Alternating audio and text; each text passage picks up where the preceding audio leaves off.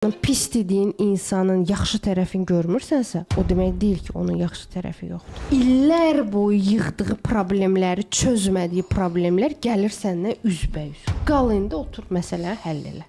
Qınamaq biz üçün çox asandır. Anlamaq çox çətindir.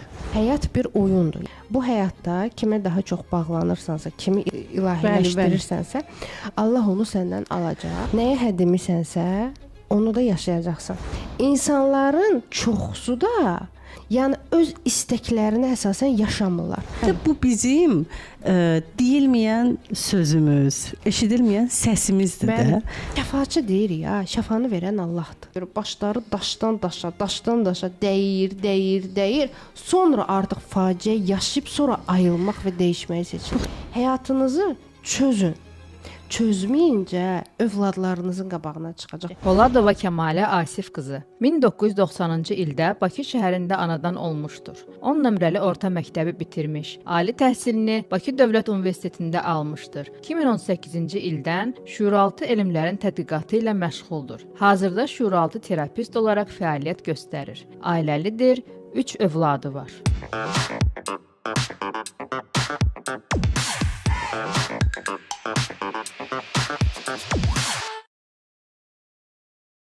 Kəmalə xanım, xoş gördük.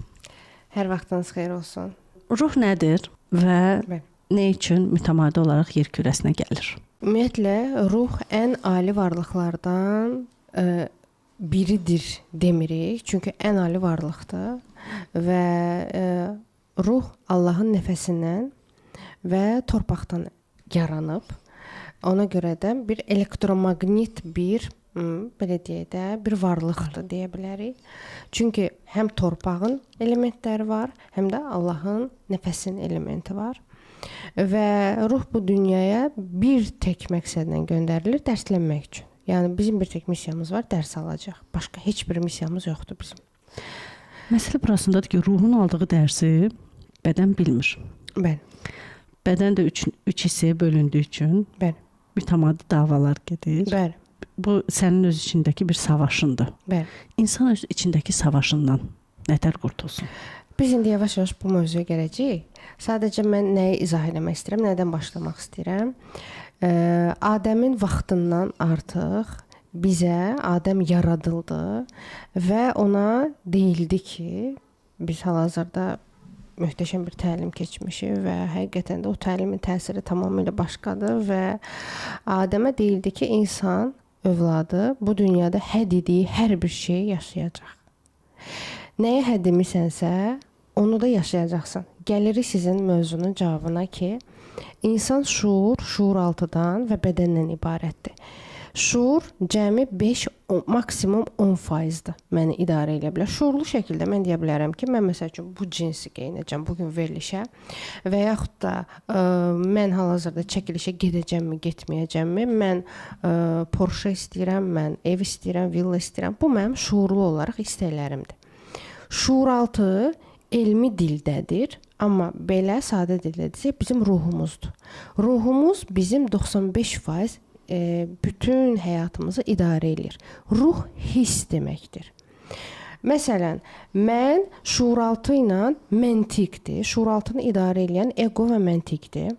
Amma şuuraltını isə həmin o materiyaya bağlayan, məsəl üçün bu mikrofonu bağlayan bir hissdir. Mən bu mikrofona dayandım və hal-hazırda çıxış eləyirəm. Mən indi hansı hisslər keçirirəmsə, bu mənim şuuraltımdır. Əgər mən qurbanlıq roluna hədd edirəmsə, mən qurbanam, mən əziyyət çəkirəm, mən kədər içində yaşamaq istəyirəm. Mən düşünürəm ki, kasıb olmaq, məsəl üçün, mənim haqqımdır və yaxud da varlılar bu həyatda əziyyət çəkir və yaxud da pis insanlardır. Mən ona hədd edimsə, mən onu da yaşayacağam. Yox, əgər mən deyirəmsə ki, nə olursa olsun, mən hər şeyin ən gözəlinə layiqəm, mənim düşüncələrim pozitivdir və mən həyatda uğurlu bir insanam, mənim beynim bu cür düşünürsə, yəni bu cür kodlanırsa desək, mən onu yaşayıram. Nəyə görə? Çünki mənim ruhum ona hədd edir. Bəs burada insanın öz gördüyünün ruhuna təsiri yoxdurmu? Çünki biz gördüklərimizin və eşitdiklərimizin hardasa bir yekun nəticəsi deyək. Deyim ki, bir uşaq böyüyürsə yaxşı bir yerlərdə, o yaxşı nələrsə də daha sonra təsəvvür edə bilir. Yox, görməyibsə, görmədiyi bir şey necə istəyə bilsin? Ona görə yəni əslində bizim ruhumuzun yaşadığı bizim gördüklərimizə bağlıdırmı? Dərslər əgər soruşsaq ki, nə əsasən ruha verilir? Yəni belə, bəli. Bunu soruşursunuz. Ruhun təkamül səviyyəsinə əsasən və daha öncədən keçdiyi dərslər əsasına ona verilir. Bir söz var, deyir, bir insanın gücü yetdiyi qədər ona verilir. Yəni daha artığı verilmir, çünki sən onun altında əzilərsən. Hər bir insana eyni problemlər, eyni çözülməsi olan məsələlər verilmir. Sizə fərqli bir şey verilir, mənə fərqli bir şey verilir. Mən bu dünyaya enirəmsə, mənim ruhum enirsə və bədənləşirsə, çünki mən bu dünyada dərsləri almaq üçün bədən formasını almalıyam. Bədən formasını almamış, mən bu dünyadan bu dərsləri keçə bilmərəm. Mən bədən oluram və mənim keçmişlə bağlı bütün hadisələr, keçmiş həyatlar deyirik biz ona, çoxu bunu qəbul eləmir. Amma çox xahiş edirəm, bunu daha çox elmi cəhətdən anlamağa çalışın. Və ruh keçmiş həyatları unudaraq bədənləşir ki, bu həyata gəlir və müəyyən bir pillələrdə dərslənmə keçir. Baxın, ruh bu dünyaya enəndə, yer kürəsinə enəndə müəyyən bir ərdəm deyirik biz ona, xüsusiyyətlər. İnsanın pozitiv xüsusiyyətlərini hiss etmək üçün, yaşamaq üçün və qəbul etmək üçün enir. Misal olaraq, mən kəmalli olaraq əgər bu yer kürəsinə enmişəmsə ki, empati hissim olmalıdır, şərtsiz sevgini öyrənməliyəm və yaxud da vətənpərvərliyi öyrənə bilərəm və yaxud da digər xüsusiyyətlərdir. Mən onları öyrənməyə, bəli. Hal-hazırda mənim indi kəmalli olaraq yer kürəsinə düşdüyüm həmin o andan etibarən mənə bu bir neçə xüsusiyyətləri öyrənmək tapşırığı verilir. Tapşırıq verilir. Çünki yaradana, Allaha mənim o keçdiyim pillələr lazımdır, xüsusiyyətlər lazımdır. Sən mənim haqqımda, Aytən Kəmalə haqqında düşünə bilər ki, Kəmalə bir köplük adam deyil, misal olaraq.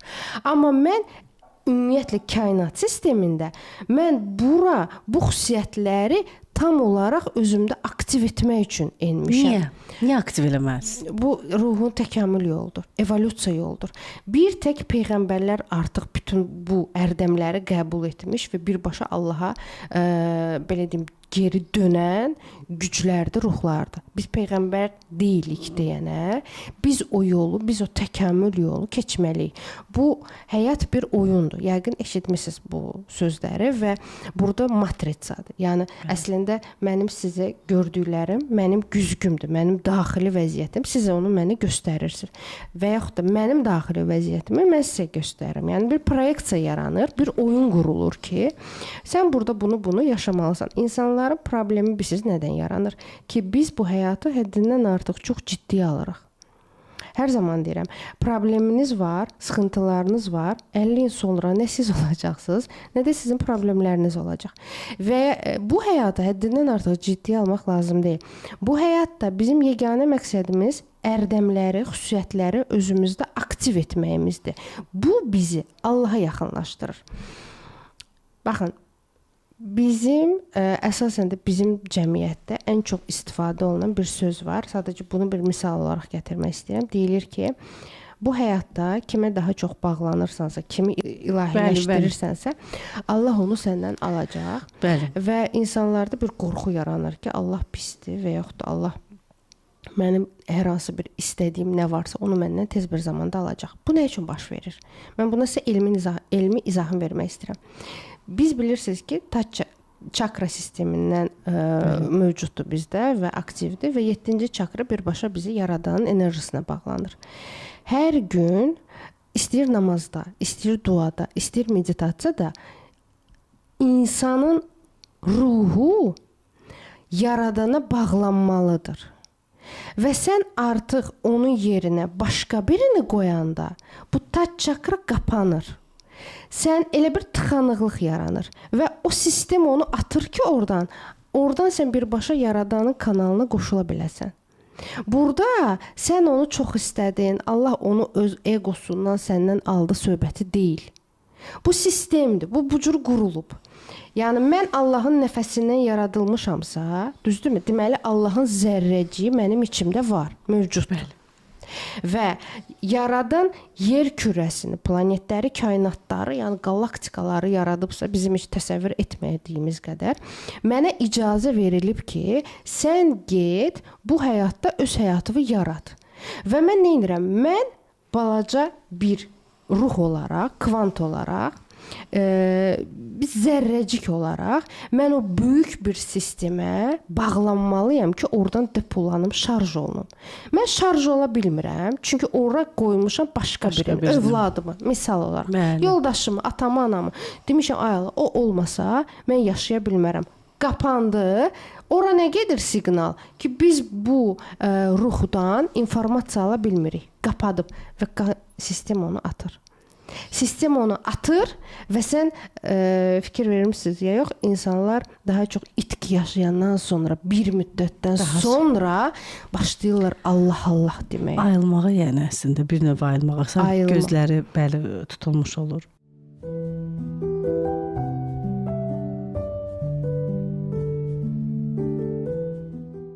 Əziz Sağlam Həyat kanalının izləyiciləri, 7 iyun 2026-cı ildə Nizami Kinoteatrının əsas salonunda keçiriləcək Karmik Səyahət 3 adlı təlimimizə sizləri dəvət edirəm. Qeyd etmək istəyirəm ki, təlimçilərimizin ödənişsiz seansları olacaq. Bütün gələn iştirakçıların ödənişsiz seminarı hədiyyə olaraq qazanmaq şansı yaranacaq. Bu şansı əldən verməməkdən ötürü, oradakı möhtəşəm aura və enerjiləri qaçırmamaqdan ötürü hər birinizi tədbirimizdə gözləyirəm.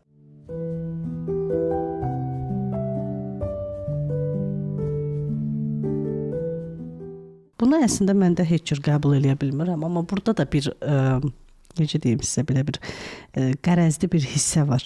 Misal, mən çox uzun vaxtlar övladlarımı çox da belə içdən qoxlayıb öpə bilmirdim. Düşünürdüm ki, onları çox sevdiyimi göstərmək istəmirəm. Bəlkə bunu istəyərəm, bu Allahın sanki qəzəbinə gələr deyə düşünürdüm. Sonra dua formamı dəyişdim, istək formamı dəyişdim. Onları sevəndə ilk öncə deyirəm ki, sizi yaradana qurban olum. Sizi necə gözəl yaradıb. Bəli. Sizi yaradanı sevirəm, sizi gözəl yaradıb. Artıq sevgimi ilk öncə yaradana, daha sonra bəndəyə ötürürəm. Əlbəttə ki. Bu daha doğru versiyadır mən düşünürəm. Amma Kəmal xanım, bir öncəki mövzuya qayıtmaq istəyirəm. Biz deyirik ki, ruhun alacaqları ərdəmlər var da. Mən nə biləcəm ki, mənim ruhum nə qədər, nə ərdəmlər almalıdır? Əslində çox yaxşı sualdır. Yəni, nə bilək ki, biz budur. Baxın, bir vəziyyət təsəvvür edin. Ruh vətənpərvərlik dərsini almaq üçün hansı şəraitə düşəcək? Vətənpərvərlik olmayan. Müharibə şəraitini. Düzdürmü? Ki, orada onu sübut eləsin. Məsəl üçün, mən özüm üçün deyirəm ki, Kəmalə çox mehribandır, çox mülayimdir, çox yaxşı bir insandır. Mən o mülayimliyi, yaxşı olmağımı harda bilə bilərəm? O vəziyyətə düşdüyüm handa və onu icra etdiyim halda, düzdürmü? Mən bilə bilərəm ki, mən bu vəziyyətdə bu cür yanaşdım. Mən əgər, baxın, şərtsiz sevgi, onu xüsusi olaraq bir metod yoxdur. Siz düşdüyünüz ailəyə baxın. Düşdüyünüz mühitə baxın, düşdüyünüz ölkəyə baxın. Biz nəyi öyrənirik? Ədalətli olmağı öyrənirik. Biz nəyi öyrənirik? Hal-hazırda Azərbaycan sistemində ən çox aktual olan mövzulardan biridir ki, sən gərək pis insan olasan ki, sənin pulun olsun, düzdürmü? Mən bu vəziyyətdə pul qazanmağı öyrənirəm, mən inanmağı öyrənirəm, mən Allaha təslimiyyəti öyrənirəm. Qınamadan qadın olaraq hal-hazırda biz ölkədə uğurlu qadınlar üçün danışılanları hər birimiz şahidik, düzdürmü? Yəni daha çox gözə girənlər üçün şahidik.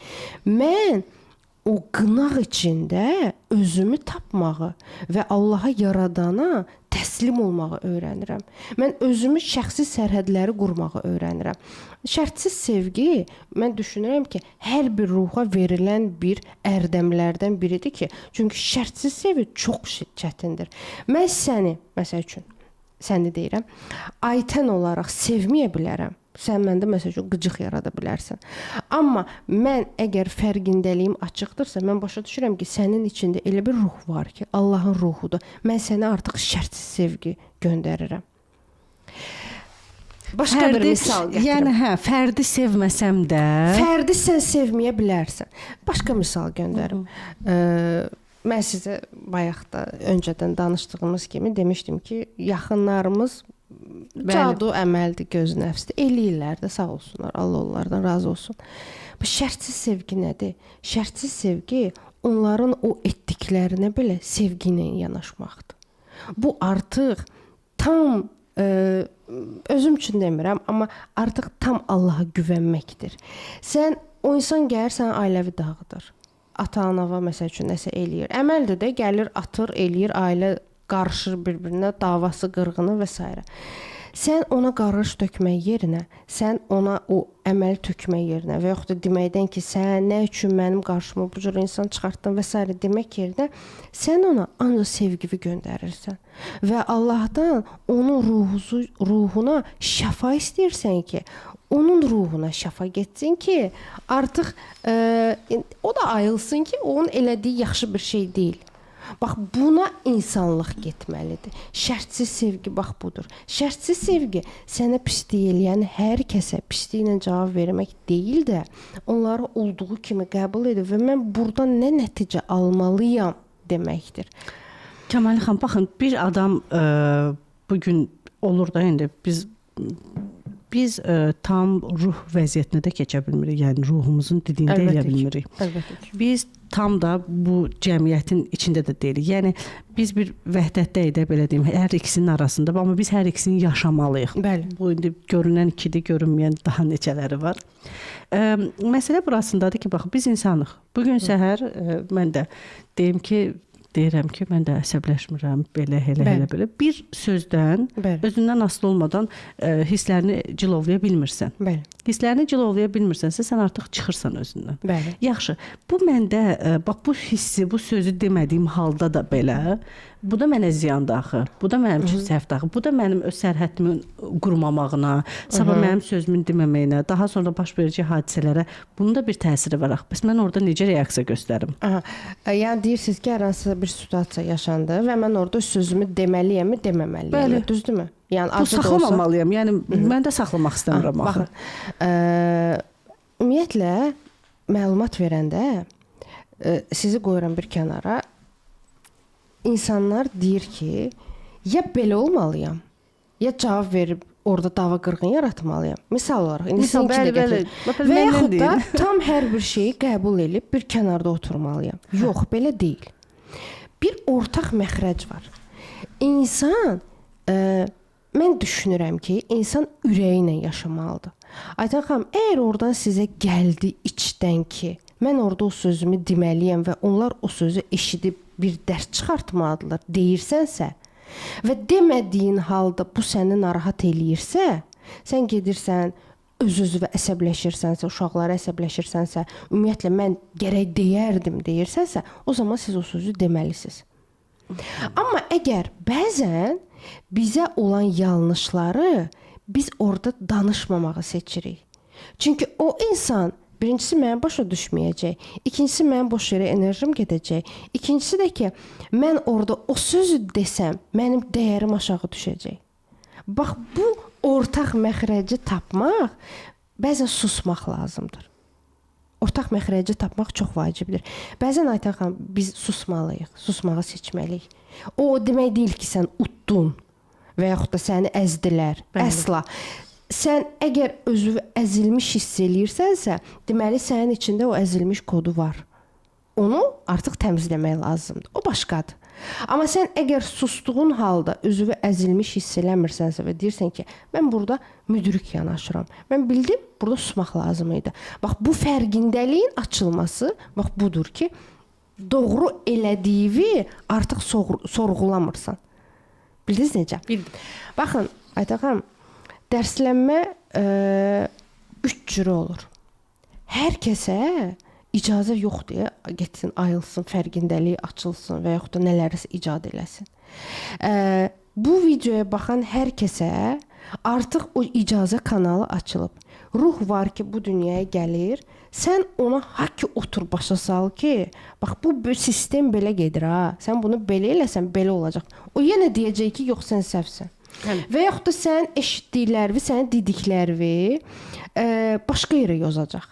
Və yaxud da ən pis halda danışmaq qüsurlu, belə deyim, danışa bilməyəcək, eşidə bilməyəcək, görə bilməyəcək, ayaqlar tutulacaq, əllər tutulacaq. Ona, o ruhlara icazə yoxdur ki, hal-hazırda bu biliklərə sahib olsunlar. Burada nədir dərs? Burada ruh heç bir bilgisi olmadığı halda Allaha öz sədaqətliyini göstərməlidir. Sən məni tanımaya, hissinlə, ruhuna nə dərəcədə sən onu dinləyəcəksən, nə dərəcədə sən Allaha sadiq qalacaqsan bütün bu vəziyyətdə ruhun almalı olacaq dərsi budur. İnsanlar deyə bilər ki, haqsızlıqdır. Düzdürmü? İnsan deyə bilər ki, ay Kəmal xanım, mən keçmiş həyatda nə bilmişəm, nə olmuşam, nə etmişəm. Bu verilişlər hal-hazırda ona görə çıxıb ki, insanlar başa düşsünlər ki, bax, bu var. Sən bunu görmürsənsə, bu yoxdur demək deyil. Mən hal-hazırda mikrofona danışıram, mən burada olan stakanı görmürəm. Düzdürmü? Mən görmürəm. Bax, əlimi də toxundurmuram, mən onu görmürəm. Amma o deməkdir ki, o yoxdur orada. O var axı, düzdürmü? Mən onu əlimi götürüb içə bilərəm. Bu var. Sənin görmədiyin nəsə, nələrsə, o demək deyil ki, o yoxdur. Sənin əgər sən o insanın pis dediyin insanın yaxşı tərəfini görmürsənsə, o demək deyil ki, onun yaxşı tərəfi yoxdur. Sən əgər pis insan, yaxşı insanın pis tərəfini görmürsənsə, o demək deyil ki, onun pis tərəfi yoxdur. Ümumiyyətlə yaxşı və pis insan varmı? Kainat dualizm sisteminə əsasən yaradılıb və biz kiməsə görə pisik, kiməsə görə yaxşıyıq. Kimsə mən haqqında da düşünə bilər ki, Kəmalə pisdir. Deməli, o mənim o tərəfimi görməlidir və mənim o tərəfim onda güzgülənməli idi. Mən bayaqki mövzunun davamını gətirim. Ruh icazə yoxdur. O öz sədaqətliyini Allaha göstərməlidir. İkinci var, məlumatlıdır. Baxıb hər şeyə, kitabları oxuyub, amma icra eləyə bilmir. İcraya hələ icazə yoxdur. Hələ ki, o enerjiyə qalxmayıb ki, onu o icra eləsin. Artıq ruh əgər təkmilləşirsə, dualar oxuyursa, meditasiyalar eləyirsə, kodlamalar, təlimlər, bu artıq biliyi öyrənirsə, öyrənməyə doğru gedirsə, artıq ona icazə verilir ki, öz həyatında nələrisə dəyişməyə başlasın. Hər kəs mübəyəm öz həyatını dəyişə bilir. Hər kəs istəyir. Hamı istəyir. Bu saat rəylərdə məsələn çox adam deyirlər ki, baxın, buna toxunmaq istəyirəm. Bəzən deyirlər ki, danışdı. Bir şey demədi ki, mən həyatımı dəyişim. Baxın, dəyişmək istəyən insan bir sözdən belə yapışıb, onu şişirdib özünə dərs çıxardacaq. Dəyişməyə hazır olmayan insan, mənim sizin verilişinizdə ən azı 16-17 podkastım var. Mənim öz YouTube kanalım var ki, orada hər həftə podkastlarım paylaşılır. Hətta ödənişsiz tamamilə ödənişsiz. Bəli, hə, ödənişsiz təlimlər də bilirəm, verirsiniz, bəli, seminarlar keçirirsiniz, bəli. Xidmətli. Mütləq izləyin. Xidmətli boynumun borcudur ki, onlara verim. Dəyişmək istəyən insan bir sözümdən yapışıb, gedib onu öz həyatında tətbiq eləyəcək. Dəyişmək istəməyən insan 100 dənə də podkasta baxıb deyəcək ki, burada mənə bir açar vermədilər.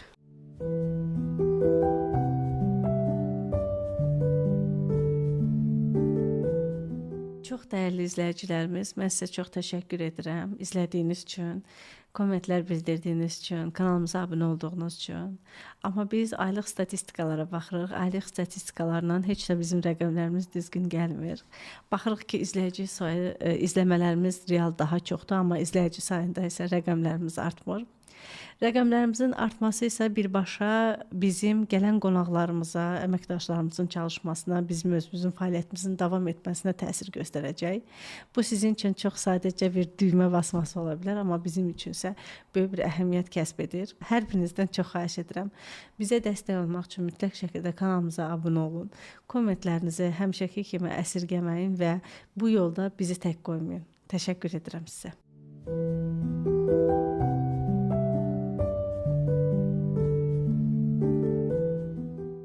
Bir də belə mənim də yaralı yerimdir. Qoy mən də bunu deyim. Kəmalə xanım deyirlər ki, deməli də axtarırlar. Allah sizlərdən razı olsun. Deyirlər, kimin yanına gedim ki, düzəlim? Deyirəm ki, həyatım, neçə ilə belə olubsan? Neçə yaşın var? Deyir, misal üçün da 34 yaşın var. Deyirəm, sənə düzəlmək üçün bir 34 il lazımdır. Çünki sən bunu bu illər boyunca yığmısan. Sən bunu illər boyunca da tökməlisən. Bunu Kəmalə xanımda sehrli çubuq yoxdur. Murad bəydə yoxdur. İradə xanımda yoxdur. Onlar sadəcə bir hissəni düzəldir. Qalan puzzle qalıb axı. Bəli. Hamısını sən düzəltməlisən. Bax, siz deyirsiniz, məsəl üçün, hər terapistin öz sehrli çubuğu var. Kimsə seansla şəfalandırır. Kimsə kursla şəfalandırır. Mən uzun müddət seans da elədim, kurs da elədim. Gördüm, hələ ki özümü tapa bilmirəm tam olaraq.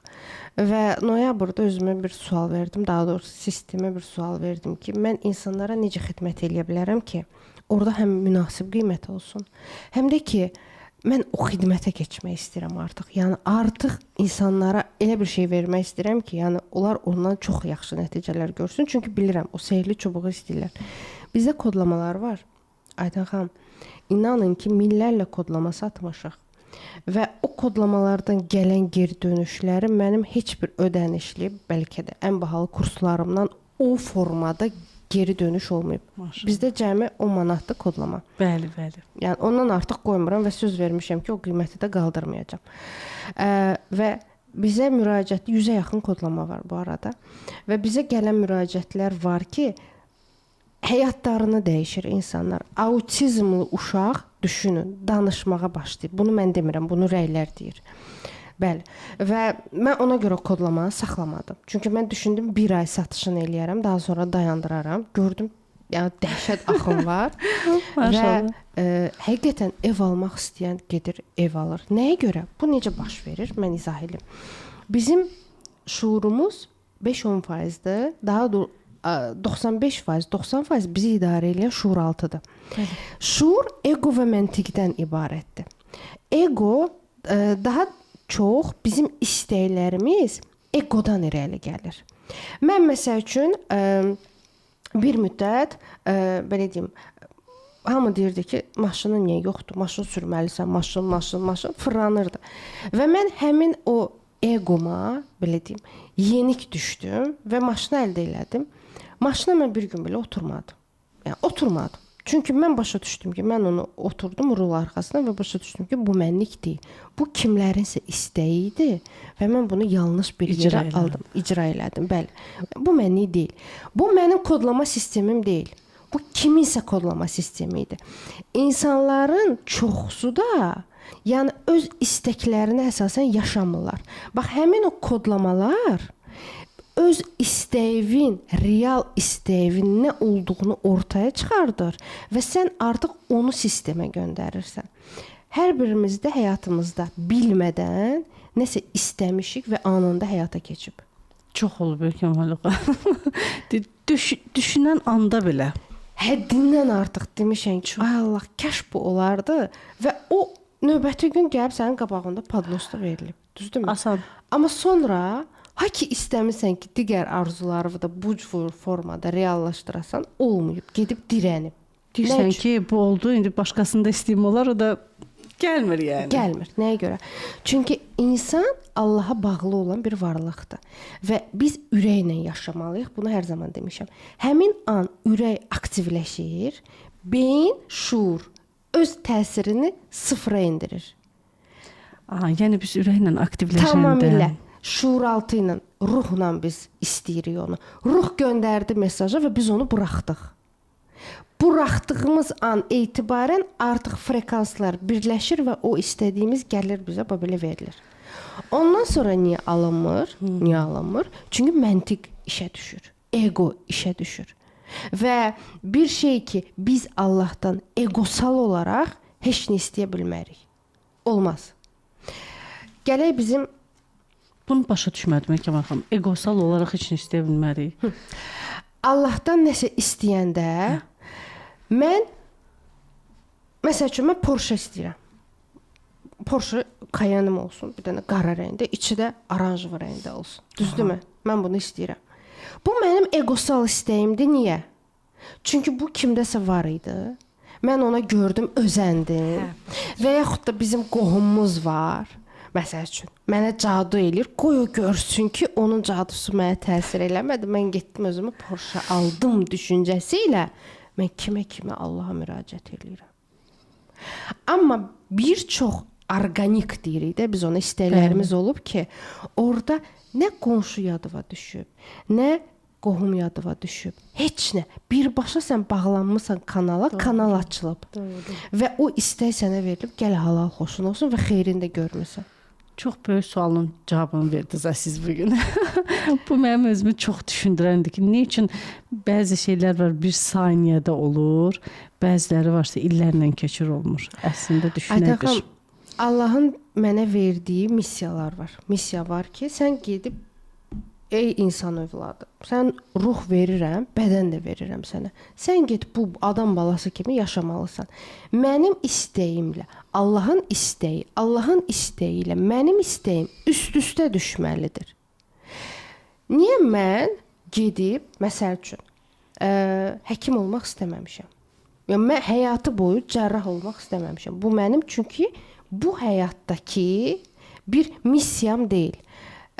Baxın, bir şeyə də toxunmaq istəyirəm. Gələcəm indi yavaş-yavaş açacağam bu mövzunu. Mən əgər Aydan xanım həkim olacamsa, misalı başqa tərzdə gətirəm. Mən həkim olacam. Mən beyin cərrahı olmaq istəyirəm. Kəmalə Poladova beyin cərrahı olmaq istəyirəm. Mənim 17-18 yaşım var və mən nə istədiyimi bilirəm. Mən deyirəm ki, mən həkim olacam. Mən həkim olmaq üçün ən azı 6-7 il, 10 il oxumalıyam. Düzdürmü?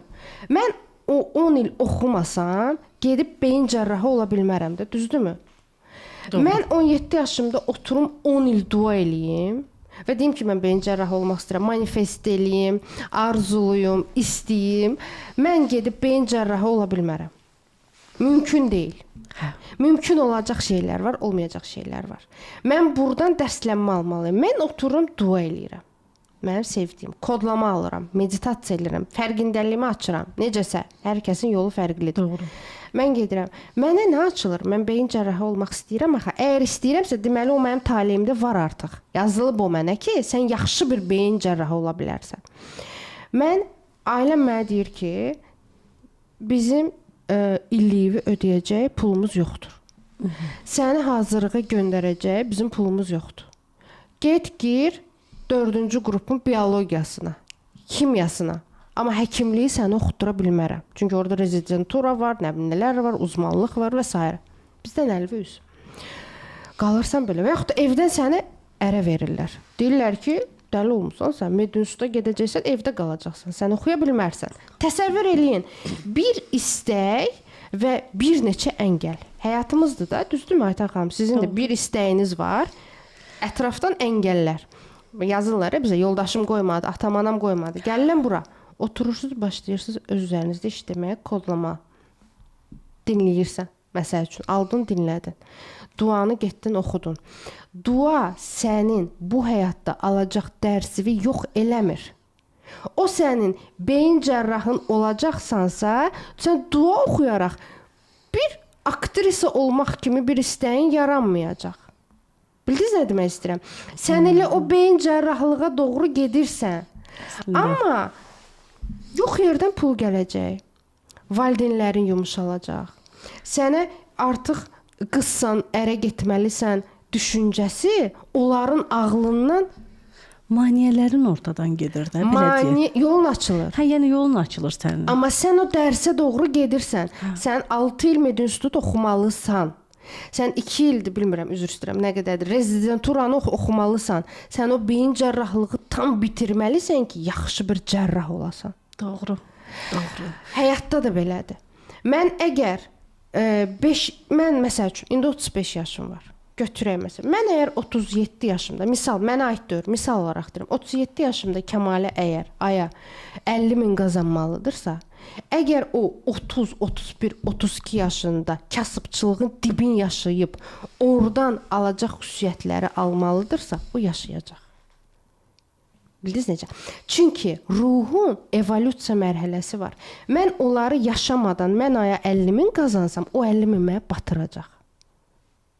Hamıya pul şirindir. Hamıya pul xoşdur. Aytaq xanım, kimsə dərsini kasıbçılıqda alır.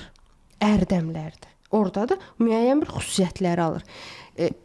Belə deyim, kasıbçılıqda pulu bölüşmək, kasıbçılıqda insan olmağı, kasıbçılıqda adamlığını itirməmək, empati hissi qurmağı, insanlara mərhəmətli olmağı, yenə də verici olmağın, sənin əgər cibində 10 manatsa üsyanda olmamağı öyrənir. Yox, sən onları öyrənəndən sonra artıq sənə daha yüksək frekans enerji gəlir. Deyə bilərsiniz ki, bəyən varlı olan hər kəs Allaha bağlıdırmı? Əlbəttə ki, yox. O da bir sınaqdır əslində. O da onun dərsidir. O da adam olana qədər ona milyardlar gələcək. Milyonlar gələcək ki, görüm sən hansı pillədə adam olacaqsan. Sənin üçün o ən axırıncı adam ola bilər. Üzr istəyirəm sözümə görə. Sənin üçün o deyə bilərsən ki, o bir köplük adam deyil. Bu sənin düşüncədir. Bu sənin fərziyyəndir. Allah qatında o hansı dərsi keçir, sən ona qarışa bilmərsən. Çox qəribədir Kəmalə xanım. Belə deyim də, mən belə bir şey başa düşdüm ki, qınamaq biz üçün çox asandır, anlamaq çox çətindir. Biz anlamaq istəmirik. Biz elə hamını özümüzü yaxşı bilirik də, ya öz gözümüzdə heç nə görmürük. Biz elə hamını elə belə pis çıxmasın, düz və yaxud da tərsini elə qınayırıq bir növdən. Amma biz onları başa düşmək istəmirik. Biz onların hazırda hansı sınaqlardan və necə keçdiyini görmək istəmirik. Bir dəfə bir xanım mənə yazdı ki, sizin xidmətləriniz neçəyədir falan. Nəsə xidmətlərimi dedim. Bəs bu istəyirsiniz yazılarsınız, xəbər eləyərsiniz. Və mənə dediyi bir söz oldu ki, mən ali savadlı 2 dənə universitet bitirmiş müəlliməyəm və aya 400 manata çalışıram. Amma səni kimilər oturmusunuz hazıra nazir və məsələn hər hansı bir qiymət deyirsən və rahatlıqla onu qazanırsan. Əlbəttə ki, mən o xanıma heç nə cavab yazmadım, çünki orada yazılası bir söz də yox idi. Amma təsəvvür elə, mən onun gözündə gör necə aşağı, necə üzr istəyirəm sözümə görə qudurmuş, necə özündən razı bir insan kimi görünə bilərəm. Amma onun altında hansı yol var? Hansı maneələri keçmişəm, hansı sınaqlardan keçmişəm ki, mən indi hal-hazırda rahat 5-10 manatımı qazanıramsa, o onu görmür axı. Amma bu var axı. Bu onu görmürsə, bu yoxdur demək deyil.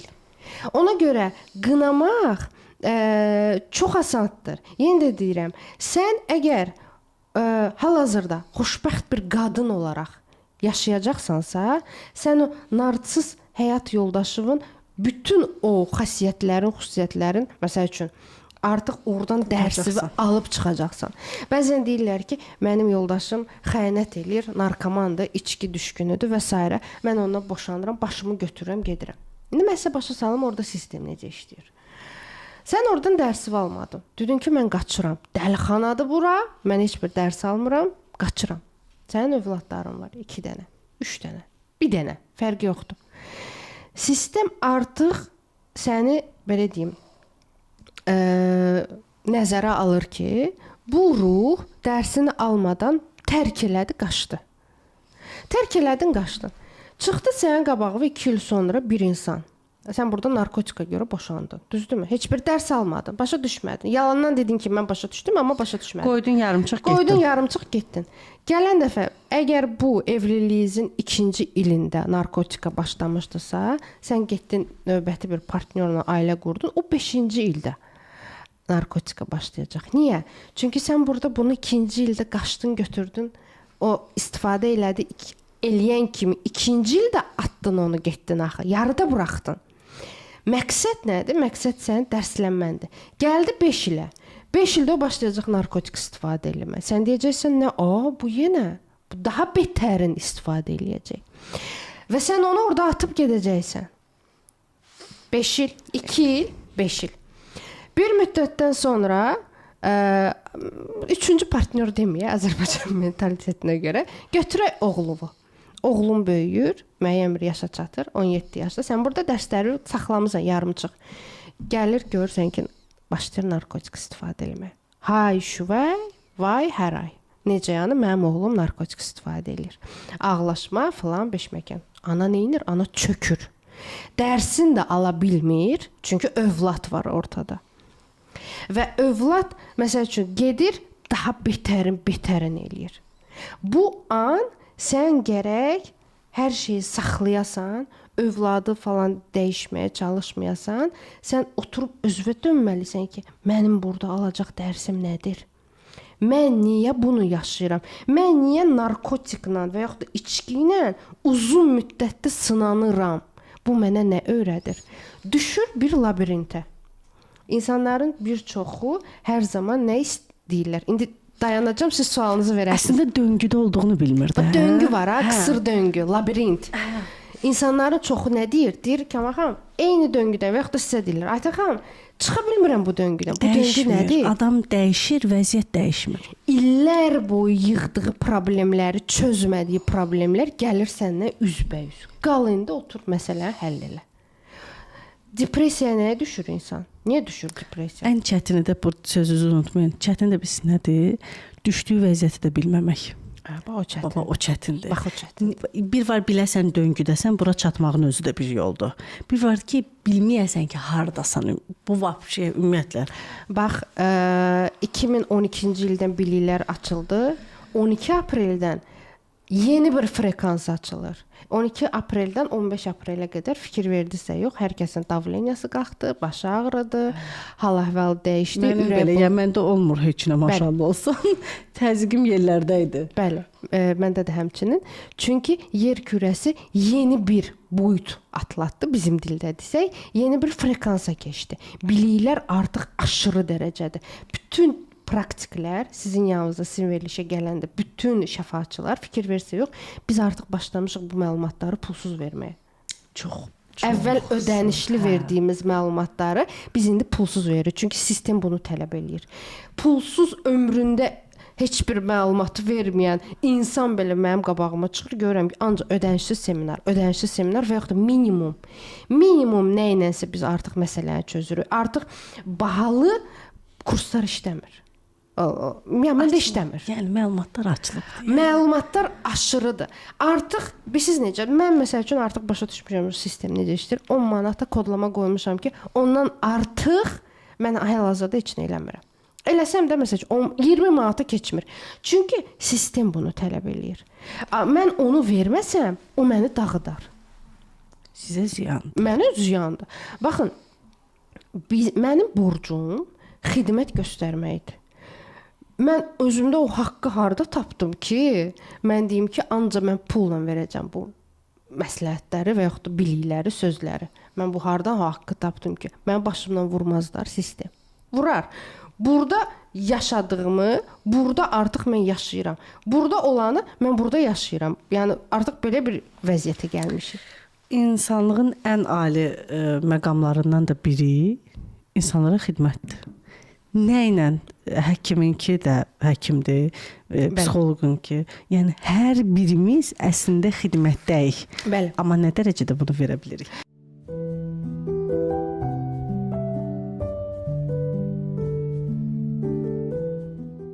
Əziz Sağlam Həyat kanalının izləyiciləri, 7 iyun 2026-cı ildə Nizami Kinoteatrının əsas zalında keçiriləcək Karmik Səyahət 3 adlı təlimimizə sizləri dəvət edirəm.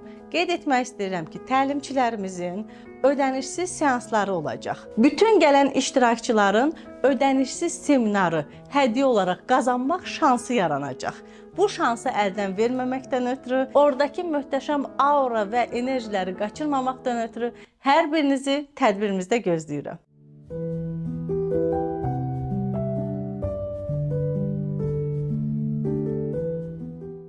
Kəmalə xanım, baxın, kodlama sistemi necə oturur bu beyində? Bu səsləndir, bu dalğa iləndir, bu tembrləndir. Yəni bu proses adamda necə oturur? Beyində necə yerini tapır? Nə üçün soruşuram? Hər dərman hər bədən üçün deyil. Bəli. Razı. Bəli. Hər kodlama da hər insan üçün deyil. Bəli. Doğru. Bu sizdə necə olur? Onu yaxşı dediniz ki, hər kodlama hər insan üçün deyil. Ki, onsuz da hazır olanlar və artıq onun beyninə gəlir o informasiya və yaxud da hardansa qabağına çıxır ki, kodlama var. İstək gələn onu onsuz da alır. İstəyi olmayan o gəlib o kodlamanı almayacaq. Və biz onu məcburi şəkildə, məsəl üçün və yaxud da toplu mesaj şəklində qətiyyən və əsla heç kəsə göndərmirik. Çünki hazır olan gəlsin. Kodlama necə işləyir? Kodlama sizin beyninizdəki neyronlar ki, birləşir, müəyyən bir tok yaradır, kainata göndərir. Ha? Bax, onu dəyişir. Əgər sən ata-anadan gələn kodlama sistemin varsa ki, mən qurbanam, mən dəyərsizəm, mən əzilmişəm, onlar gəlirsə, düzdürmü? Və səni bu narahat eləyirsə, sənə xidmət göstərmirsə və sən ondan qurtulmaq istəyirsənsə, bax, o zaman o kodlama, o qurbanlıq, o özgüvənsizlik, özünə dəyərsizlik kodunu dəyişir. Dəyişdiyi üçün də sən artıq sistemə, kainata fərqli bir mesaj göndərirsən. Fərqli mesaj göndərdiyin üçün də səni artıq fərqli bir vəziyyətlər tapmağa başlayır. Niyə dəyişir? Bunu da deyək. Çünki sənin hər gün verdiyin qərarların 95%-ı sən vermirsən. Bəli. Sən başa düşmürsən ki, ümumiyyətlə sən qərar verirsən, yoxsa vermirsən. Sənə elə gəlir ki, verirsən. Əslində bu bizim deyilməyən sözümüz, eşidilməyən səsimizdir də. Bunu da deyim ki, misal üçün bir dənə baxın, evə gedəndə hansı yolla gedirsiniz? Bəli. Əgər evə həmişə bir yolla gedirsinizsə, deməli siz artıq beyninizin oyununda işləyirsiniz. Bəli. Artıq döngüdəsiz. Necə dəyişə bilərsən ki, əgər sən yolunu dəyişmirsənsə? Ay sağ ol. Baxın, məndə uzun müddətdir məndə bir kod var və mən onu özümdə silməmişəm. Baxın, belə bir şeylər də var. Həmişə tənqidi yanaşıram özümə. Özünüz görürsünüz. Bilirəm, mən hər verilişdən çıxım, mən başlayıram. Mən bu verilişi bəyənmədim. Mən orada belə dedim, elə. Mən öz podkastlarıma da beləyəm. Yəni o qədər podkast çəkirəm. Hər podkastdan sonra mən deyirəm ki, mən bunu da demədim. Gərək o mənim içimdəki tənqiddir. O mənə anadan gəlir. Çünki anam həmişə deyirdi ki, sən daha yaxşını bacara bilərdin. Bax, o kodu mən özümdə dəyişmirəm. Əsla və əsla. Çünki o kod məni inkişafa aparan koddur. Bax, bunu da anlamaq lazımdır. Sənin içində olan müəyyən bir kodlar var ki, sən onları mənfi də olsa onlarla inkişafa gedirsən. Tətikləyirlər səni. Onlar səni tətikləyirlər. Sənə. Mən bu saat o kodu özümdə dəyişsəm, özümə tənqidi, mən nə dərs oxuyaram, mən hal-hazırda 3 dənə təlim alıram. Mən o təlimləri almaram. Deyirəm, hər şeyi bilirəm. Mənim nəyimə lazım?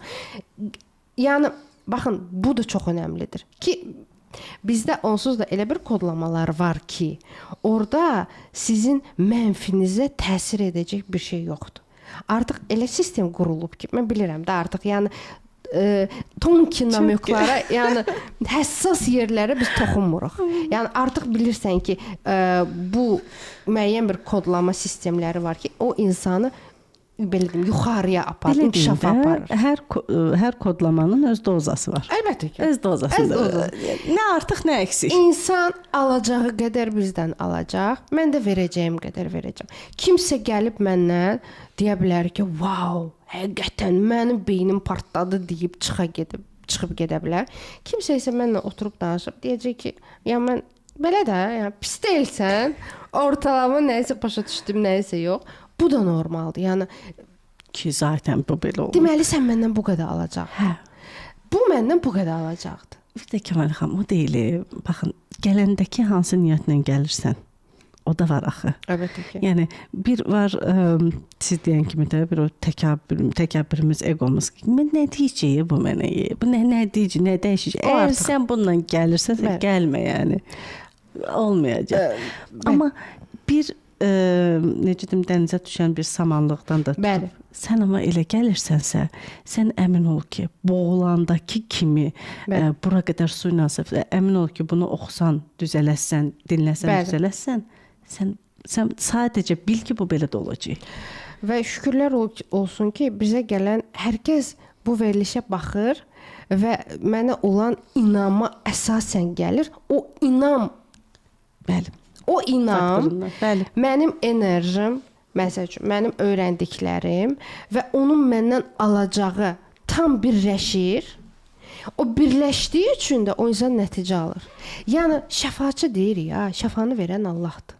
O kodlama, yəni orada xüsusi bir sözlərdir. Bəli, neyronları dəyişir, amma onu da verən, icazəni də verən, şəfanı da verən Allahdır. O kodlama necə gəldi mənim beynimə düşdü ki, mən oturmuşdum evdə, sadəcə dedim ki, mən insanlara necəsə xidmət eləmək istəyirəm. Gəldi o ideya mənim beynimə. Baxın, hər kəs mənə hər zaman sual verirlər ki, Kəmal xanım, məntiqlə yaşayaq ya ürəklə? Deyirəm, əvvəl sorsaydınız, mən deyərdim ki, məntiqlə yaşayın, məntiqlə evlənin, məntiqlə yaşayın, hər şeyi öz xeyrinizə eləyin və s. Mən indi deyirəm ki, ürəyinizlə yaşayın. Kainat sizinlə hər zaman danışır. Hər zaman mələklər sistemi var, möhtəşəm bir sistemdir. Onlar hər zaman sizə işarələr göndərir. Siz o işarələri eşitmirsinizsə, o işarələr yoxdur demək deyil. Var. Sizinlə kainat hər zaman danışır. Doğru. Sən əgər bu verilişə gələcəksənsə, sənin içdən bir səs deyir ki, bu dəfə yaxşı olacaq və yaxud da getməlisən, deyir. Və yaxud da sən ora getməməlisənsə, o da sənə deyir.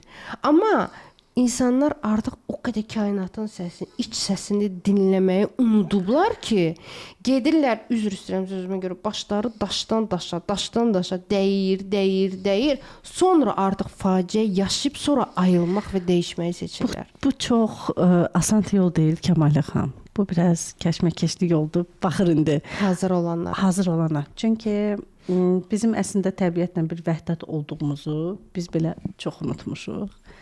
Mən çox belə kiçik bir misal çəkmək istəyirəm. Biz insanlarıq, hamımız insanıq. Bəli. Amma heç birimiz deyilik.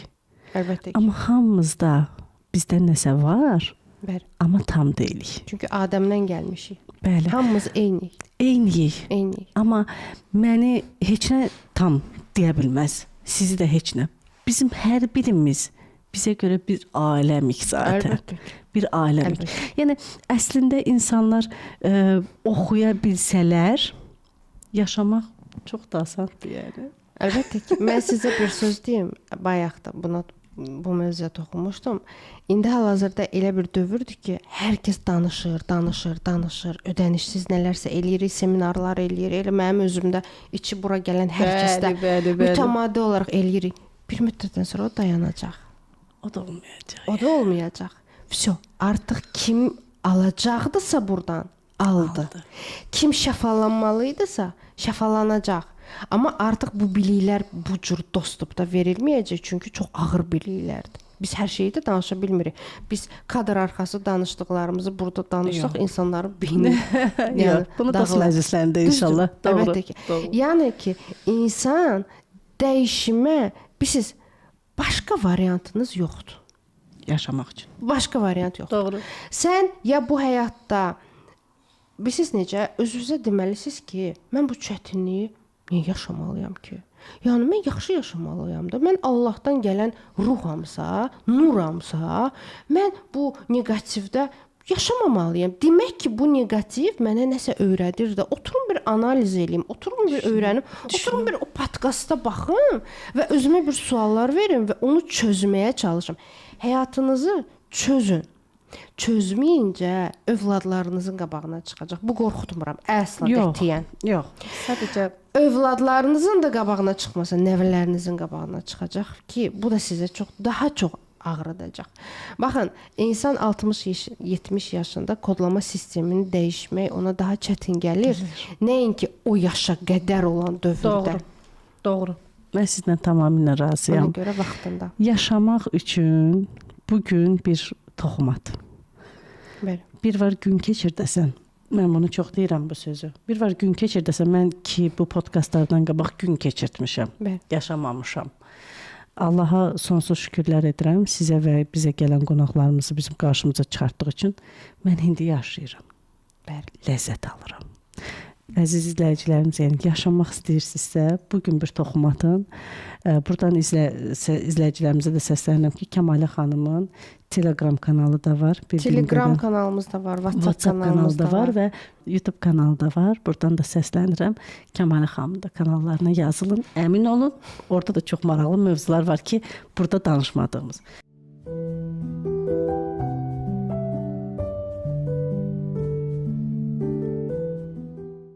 Kəmalə xanım Hüseyn bizi öldürür. Bizim artıq bir həmişəki saatımız kimi dolub. sağ olsun. Yəni mən sizə minnətdaram. Biz hər dəfə 1 saatımız podkast olursa bizim 1-2 saat əlavə söhbətlərimiz olur. Xoşdur. Bu baza üçün, bu məlumatlar üçün, bu böyük sevgi üçün, bu necə deyim də ən bahalı, dəyərli məlumatlar üçün sizə minnətdaram. Yaxşı ki varsınız. Yaxşı ki bizimlə və izləyicilərimizləsiz. Mən təşəkkür edirəm dəvətiniz üçün. Nə gözəl ki bu cür veriliş yaratmısınız. Həqiqətən də insanlara faydalı və təşəkkür edirəm. Sağ olun. Sağ olun.